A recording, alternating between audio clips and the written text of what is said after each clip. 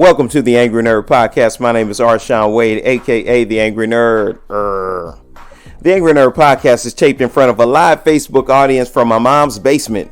The Angry Nerd Podcast is brought to you in part by some bad life choices and a few shattered dreams. The Angry Nerd Podcast is made possible by money that my wife gives me from my SSI check, some chick named Joni, and proceeds from listeners like you. Now, if you want to be one of the listeners that contributes to this show getting better and better, go to Cash App. My Cash App is $TheAngryNerd. Hey, we're not glorified internet begging. We have merch. You can check out one of the custom Angry Nerd t-shirts like I'm sporting here tonight through the holiday season for the low price of $15. If you follow me on Facebook, inbox me. If you follow me on Instagram, DM me. If you are one of the listeners on Podbean, Spotify, or YouTube, then hit me up at theangrynerdpodcast@gmail.com. Send me your size, give me your address, cash at me the money, and we'll rock it out just like that. Tonight's topic, is you happy? I had to drop a bomb on that because although it is a grammatically erroneous sentence, it's a very powerful sentence. Are you happy? Or is you happy? I stole that from a T.I. lyric. Is you happy? So, coming off of the Thanksgiving holiday, I've been pondering for the past few days, thankfulness, gratitude. I was around my family members. I got to spend some time with family, my in-laws, got a little bit of work done. Shout out to Larry and shout out to Carol's Christmas Lights. Shout out to my man Dreadhead Hitman, one of the most explosive and exciting fighters in MMA. But I was spending time with my family and friends, and I was looking around at people, and everyone seemed to be happy. Everyone appeared to be happy, which, most of us, know how to put on that face, that facade. But prior to Thanksgiving and immediately following Thanksgiving, I started seeing the typical posts that I see on Facebook and Instagram,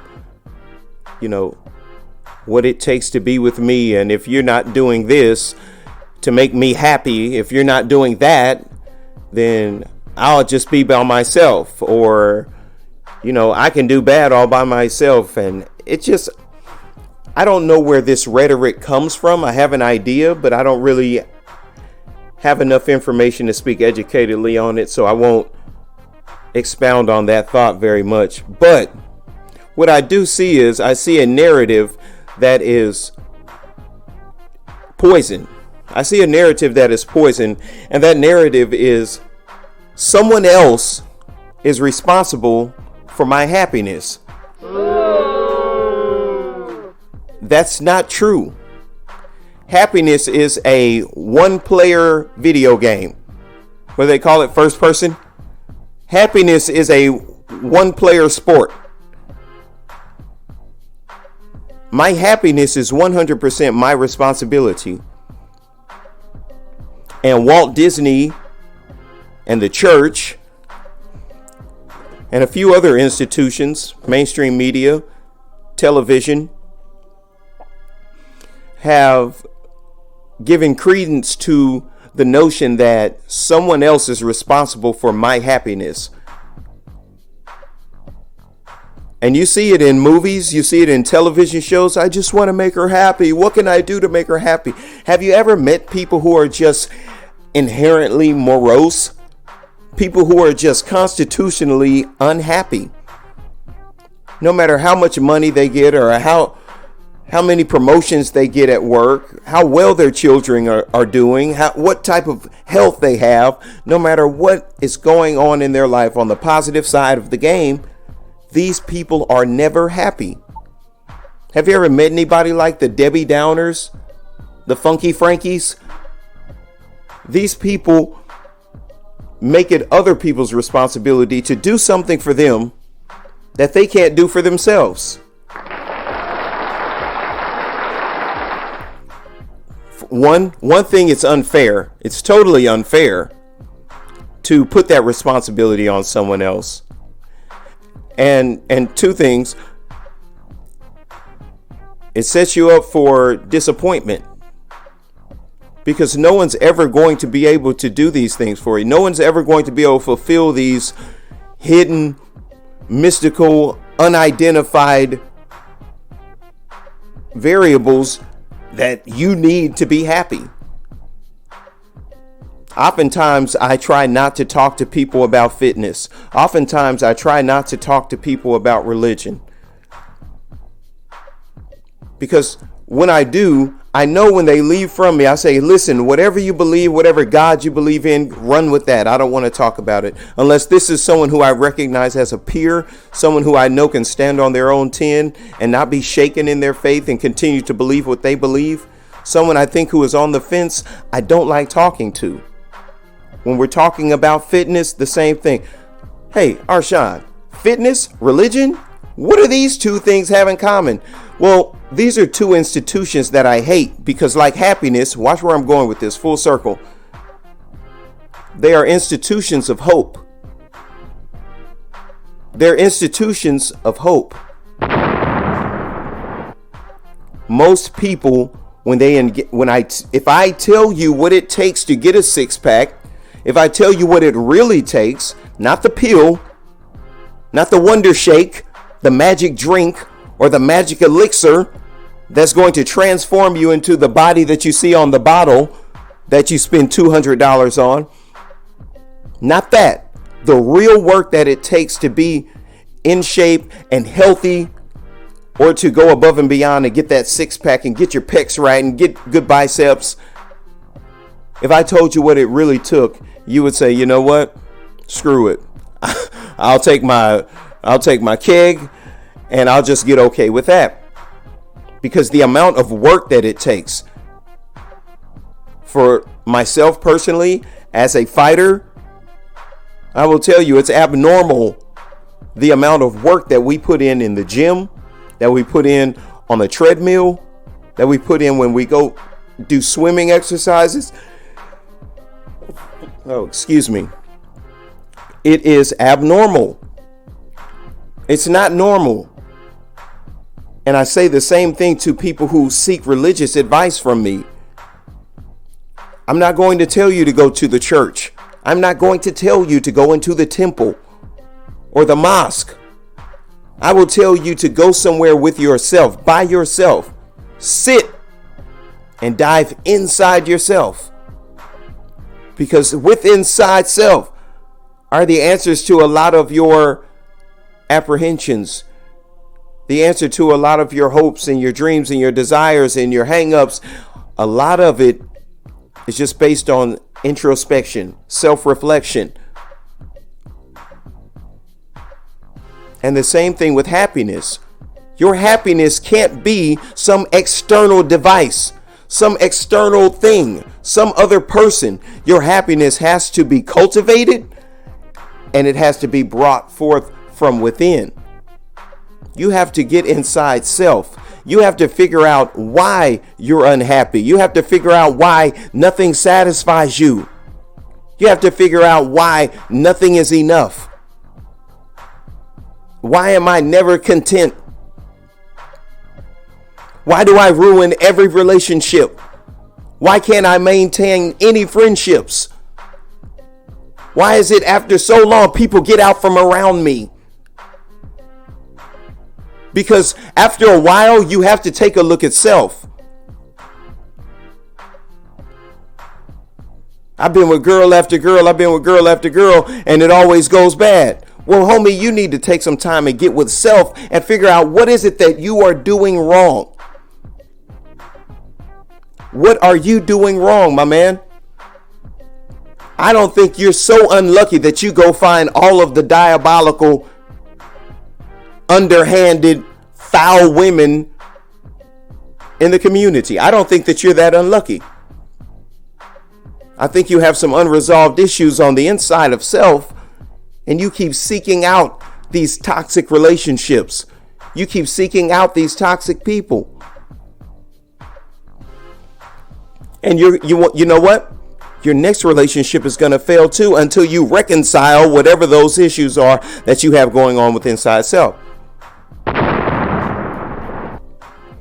So the young ladies who say, ain't no good men out here. Men are dogs. Men are this. Men are that. Men are that. Hey, what are you doing wrong? What are you doing wrong? You got 5 kids. You got 6 baby daddies. And it's them. There's one common denominator here in this conversation, baby girl. And that's you. What are you doing wrong? Why is it always someone else? You can't continue to blame people for your unhappiness when you have not put in any work to make yourself happy.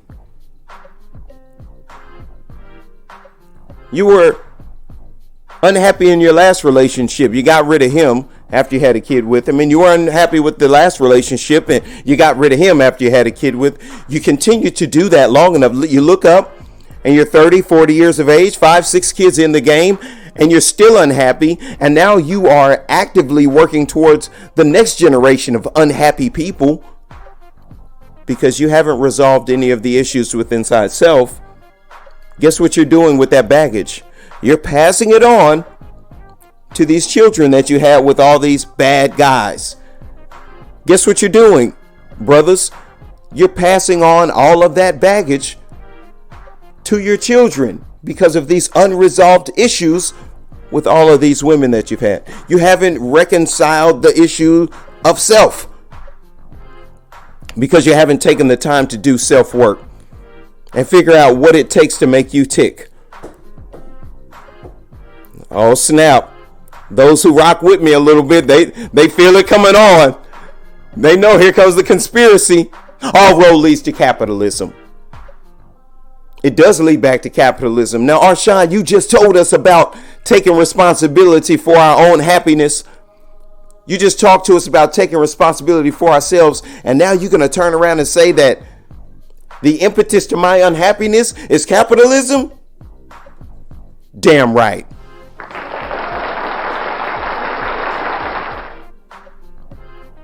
Because how do you take the time out after you worked 8, 10, 12 hours in a day? See, let me tell you something. The power elite, the real movers and shakers in this country, they know what it takes to get to what Abraham Maslow referred to as self-actualization. So few people self-actualize because there's no time to.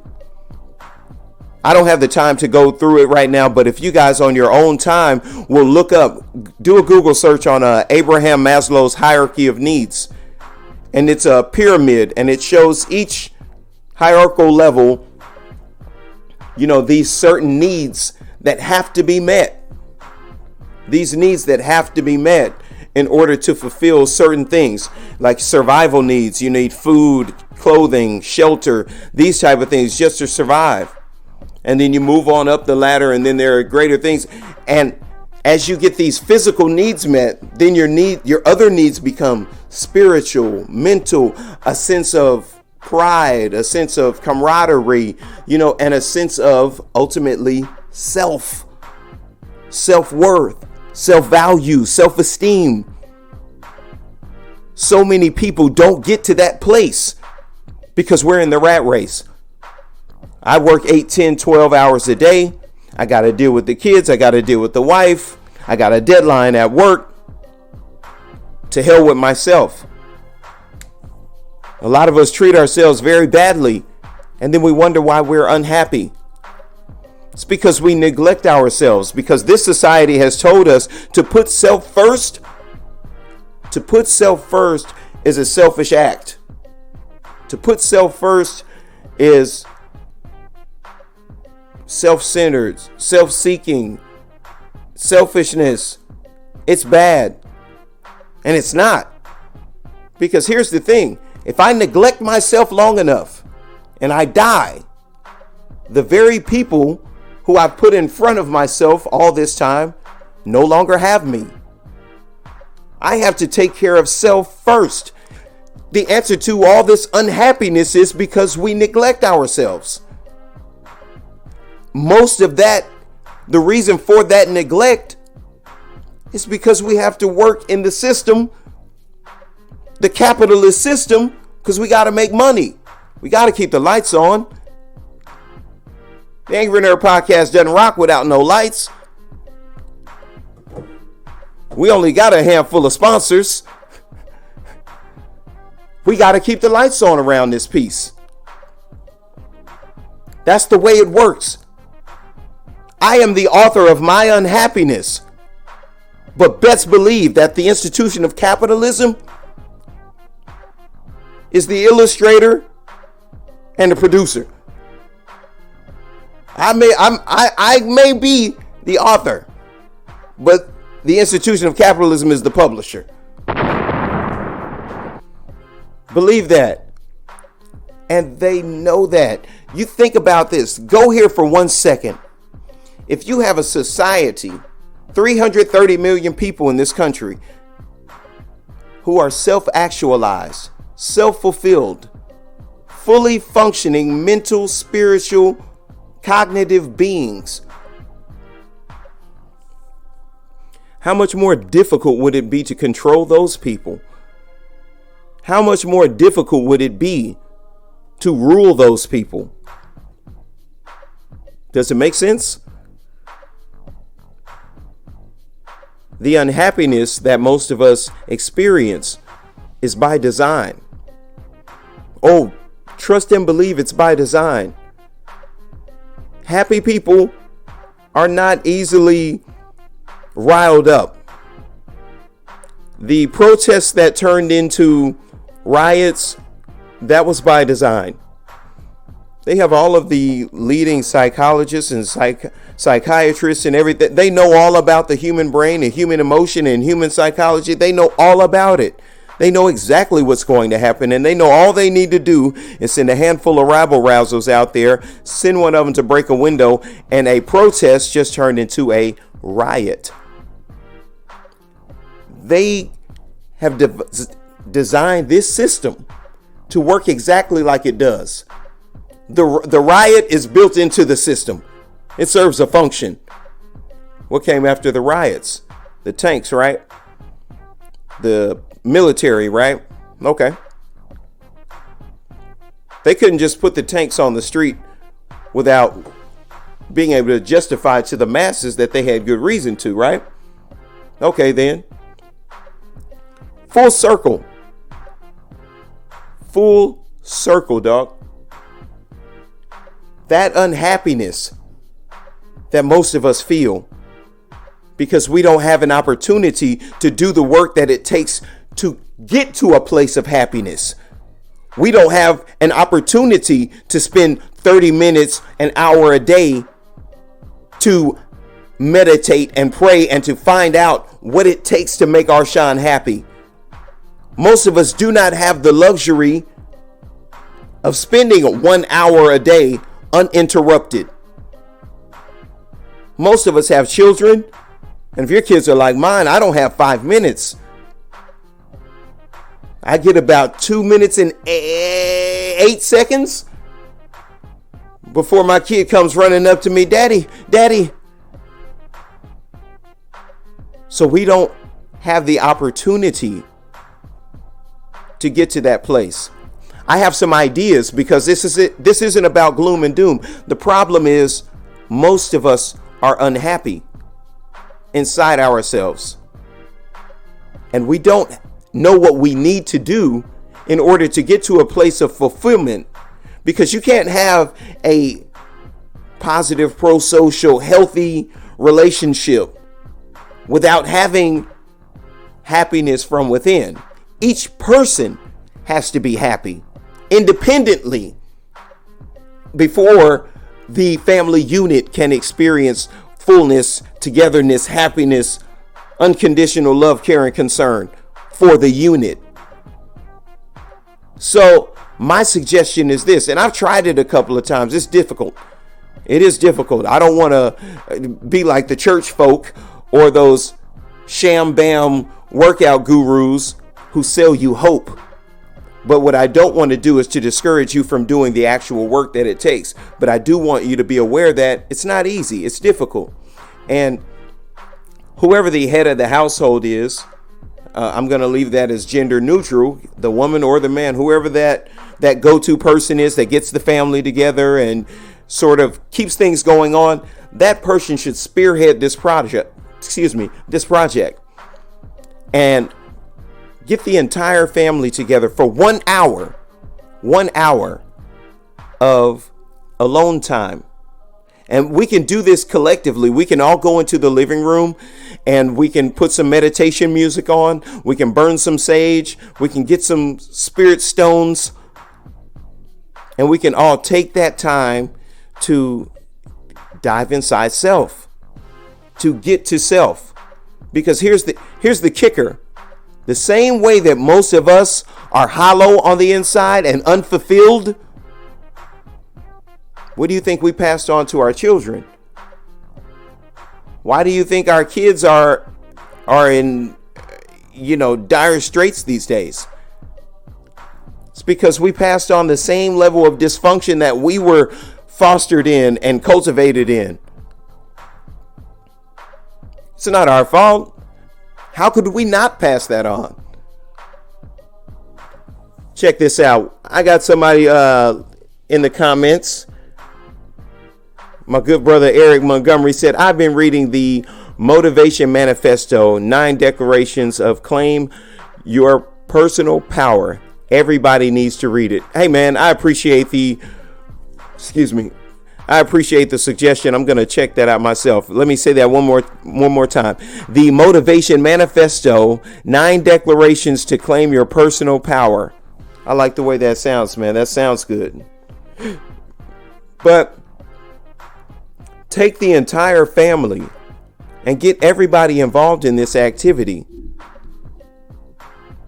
We'll get the family together and we'll have Thanksgiving and we'll sit around the table and talk about what we're thankful for. If your childhood was anything like mine, you're kind of forced to come up with something. I was constitutionally unhappy as a young man.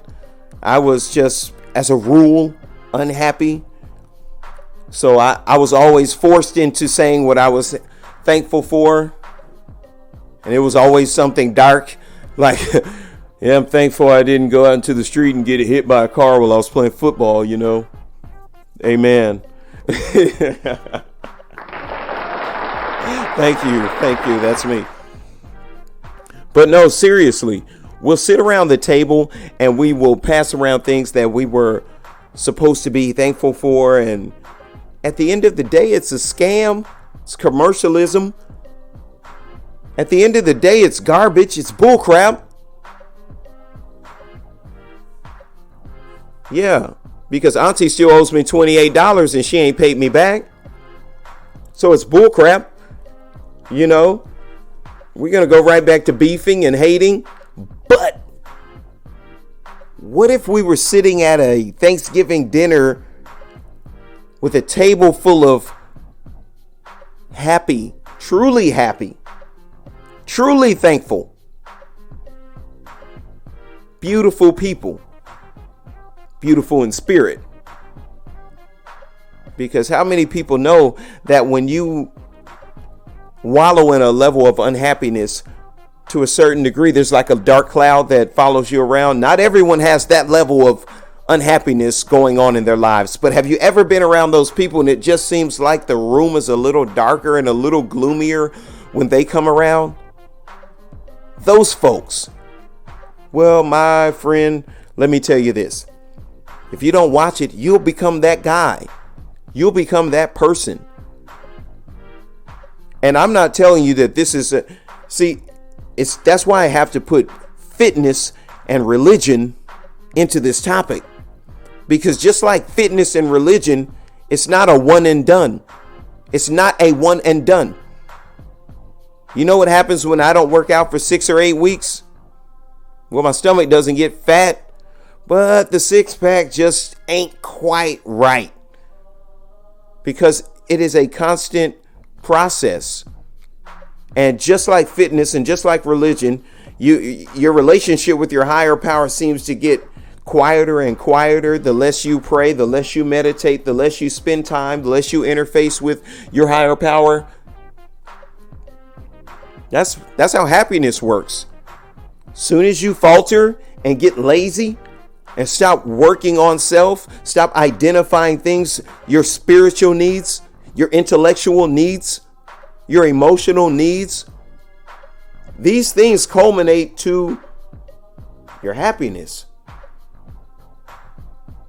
That's when you start to find true happiness. Once you're finding yourself fulfilled on these other facets, these other ends of the spectrum, once you start having your emotional needs met, once you start meeting them for yourself, because I see the trap door right there. I hear that argument. Some lady's gonna say, yeah, I heard you wasn't fulfilling my emotional needs, that's why I'm happy, sucker. Yeah, I can see that argument happening. Once you learn to fulfill your emotional needs, your spiritual needs, your mental needs, once you start being able to fulfill yourself on these other levels, then you'll have happiness on the inside of you. You'll find yourself avoiding arguments. You'll find yourself keeping the peace. You'll find yourself,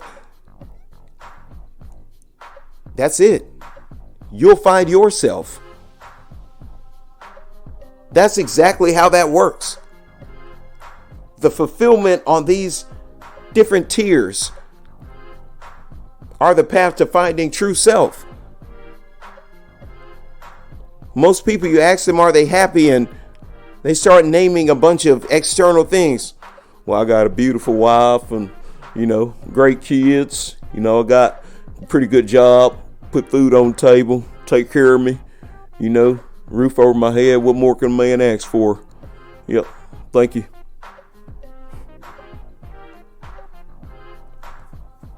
My boo button didn't work. I was trying to hit it without y'all seeing me. That's just not enough. That's not happiness. That sounds like indentured servitude. I got a house to make sure that my wife is happy and has a roof over her head. My kids have a decent place to live. And, I got a yard and I got all this stuff. It's all external. What happens when you get cancer and you lose the house and you lose the car and you lose the job? What happens when these external things, these transient things, these things that can be taken away by government or rust or famine, what happens if they go away? Do you still have peace? Because now you don't have the car, the house, the family. All that's gone now. So do you still have the ability to be emotionally, mentally, spiritually, cognitively okay? Oftentimes, the answer is no. Oftentimes, the answer is no. Because we have hinged our happiness on these external things. See, when the happiness comes from within, when the happiness has been cultivated from the inside of you, then no matter what you have or don't have, how much you have or how little you have, you'll always have enough. Because your happiness isn't shaken by things outside of you. Your happiness has been cultivated from within. And guess what? What's on the inside of a man is what's going to come out. Oftentimes, we don't put the best stuff on the inside of us. So we don't have that coming out of us. So after hearing all of this, I want people to ask themselves, self, is you happy? Are you truly happy? Because most people are not. Most people are going through the motions on a daily basis. And here's the scary thing: if you're married or if you're in a committed relationship, when you're in a relationship or a marriage with somebody who is unhappy, how many people know that you're just counting down the days until, self-destruction? What was that song back in the day? Self-destruction. You're headed for If you are engaged in a relationship with someone who is suffering from chronic unhappiness, they got to do some self-work. They have to get with self, because let me tell you something, that is going to bleed all over everything that they come in contact with. That unhappiness is a disease that is going to bleed all over the children. It's going to bleed all over you. You'll find yourself walking on eggshells. Oh, what is he going to do? Oh my God. Oh, damn, here she comes. Let me make sure I do everything right. Make sure I don't say anything, that's going to set her off. Unhappy people are social terrorists. They ruin any environment that they come in. You guys know these people at work. They come in the break room and everybody say, oh man, bad news Betty. Everybody knows these people. And if you don't know who these people are, hate to tell you, you're probably bad news Betty. Because we all know these people, the joy stealers. They just never happy. Once upon a time when I was still a dating man, once upon a time I was dealing with a young lady, and her level of unhappiness was so disgusting to me that one day, she was in the middle of telling me about another horrible day. And I just stopped her in mid-sentence. I was like, does anything good ever happen to you? Like, every time we talk, it's like, bad news after bad news. She's just a bad news bear. It's like, I don't think anyone is that unlucky. I think good things happen. It's just that you're so, like, you're in love with unhappiness. Like, you're in love with bad stuff. She blocked me, she hung up on me after calling me a few choice words and blocked me. And I think, mostly because she's a very attractive lady. So I think mostly people don't, talk to her like that. But me, I'm what people refer to as an empath. So I don't like being around unhappy people. I don't like being around negative people. I don't like being around anybody who is on some bull jive. You know what I mean? Like, I just don't rock like that. I just don't. Because I have a sensitive spirit, other people's issues will like latch on to me and become my issues, and I'll take them on. When I was in the streets, if my boy had a beef, like, as an empath, these spiritual gifts don't leave you just because you're living a negative lifestyle. But his beef, I was more mad about the beef than he was. One of my friends got smacked. I was more angry about him getting smacked than he was. Life and times of an empath in the street life. Some of these little guys, you see them get so hyped up and get so they may have a spiritual gift like that. And they're not aware of it, because I wasn't. All I know is, yo, son, you just smacked my man's, yo. Let's get it. But as an empath, I steer clear of the negative Nancys, the pissy Peters. I steer clear of them because I just don't want that. Some people don't get it, what I'm talking about when I say empath, but it's like their energy is tangible for someone who's an empath. Other people's energy is tangible, like you can feel it. and it can get on you, and it's very hard to shake it. And so for me, I like to spread awareness to people when I speak to them about unhappiness. Because if you're somebody who I care about, somebody that I love, I will take the time out of my day to go ahead and share some information with you instead of avoiding you like the plague. I'll share some information with you. But once again, happiness is a one-player sport. It's a one-man video game, you know.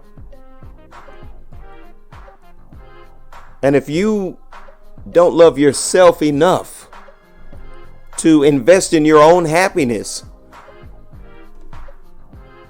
how can you then expect some other man or woman to invest their time and energy and life force in you? How can you expect someone to give you something that you haven't deemed yourself worthy enough to do for yourself? You have to remember, I've said this before and I'll say it again. I believe in selfishness. I come first. Because if I don't make sure that my mental is operating effectively, guess what that means for my kids? I know there are a lot of single moms out there that disagree with that statement. My kids come first. My babies come first. A lot of y'all crazy. I know my mom was kind of crazy, but I understand where they come from when they say that. But if you put yourself first, if you put your happiness first, the quality of life for your children will significantly increase. Because you have a happy mom, a happy leader of the household, a happy head of the household. If dad is putting self first, happy dad, happy mom, guess what they produce? Happy children. Why? Because they recognize the importance of cultivating happiness. So what do they impart to their children? The importance of cultivating happiness.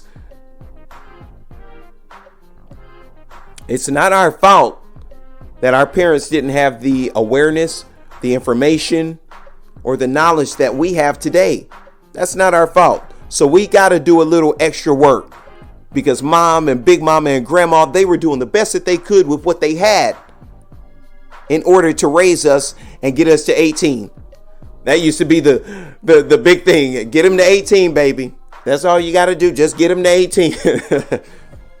Those of us who've been doing some hardcore parenting, or we had those parents who went the extra, we know it's beyond 18. It's about 25, 27. So I know I was about 25 still hitting my stepdad up. Hey, man, you got 20 or 30 bucks? I'm not ashamed of that. And shout out to Rodney Isom, because he was a good brother that looked out. Him and my mom wasn't even together anymore. And that's partly how I came up with tonight's topic, because I was reminiscing on my mom and my stepdad's relationship. And I just recognized some of the challenges that they had. And it was due to lack of information. And I see that there are a lot of young people today. I have young family members who are going through similar situations that I watched my mom and my stepdad go through, because they didn't have any information. They didn't have anyone who had the testicular fortitude to give them information, raw, real, uncut information. And between the two of them, 6 kids, trying to take care of and support 6 kids, you try finding some alone time to work on self and to work, on self-fulfillment, identifying what makes self happy, what steps you need to take. This is long before the internet, so they would have had to read probably half a dozen books that I had the privilege of reading in jail, mind you.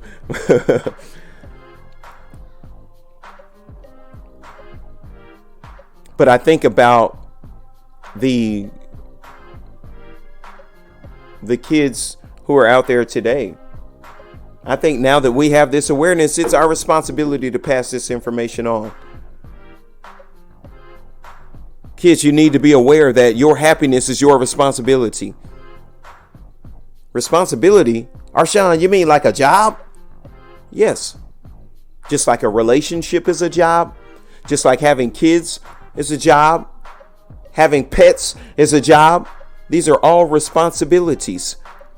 And oftentimes, especially men, this might not be popular with my guys, but men, we will think that because we're paying bills and we're taking care of the household and we're doing all these things that mom needs, that the kid needs, that we are taking care of our responsibilities.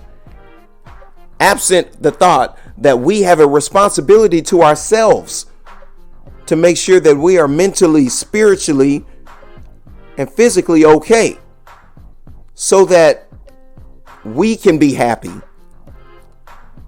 Women, single moms are the worst at making sure that everybody else is okay and never taking a look at mom's mental state, mom's spiritual state, emotional state. Mom never takes a look at self and says, I need some me time. I need to set aside me time every day. I'll tell you what, you feel guilty when you take that me time. That's a part of the process. That guilty feeling, moms and dads, that's a part of it. Identifying why you feel guilty, that's a part of the journey as well.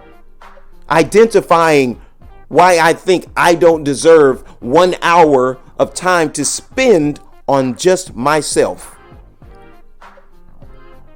Oftentimes, we'll go to buy ourselves clothes or we'll go to buy ourselves shoes and feel guilty about it.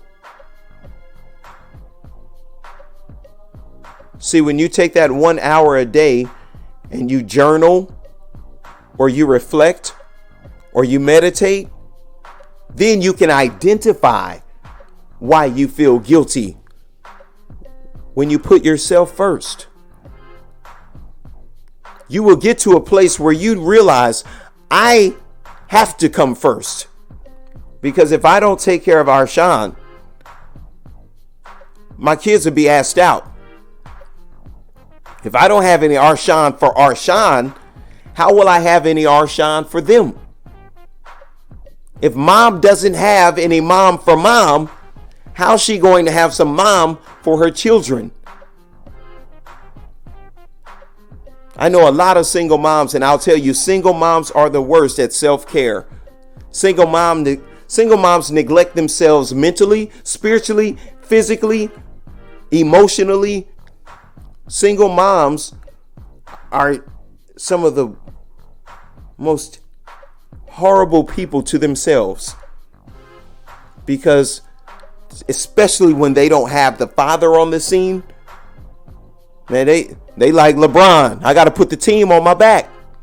I got to put the team on my back, baby. I don't care if I didn't eat nothing today. I don't care if I don't have any new clothes. I don't care. I just got to take care of the team. I got to make sure that the team is good. Moms, you have to take care of self. Because here's the thing, mom. If you continue to neglect yourself, your physical, spiritual, and mental person, if you continue to neglect that, if you continue to deprive yourself of the time it takes to cultivate happiness from within, when the Most High does bring you that man that you've been praying about, you're not going to be ready for him, because he's already going to be at the level that God put him at for you. And you're not going to be ready because you've neglected yourself. You've allowed society to tell you that your kids come first. And that's not true. You come first. The happier you are, the less you're yelling at your children. The less you find the need to go upside their head.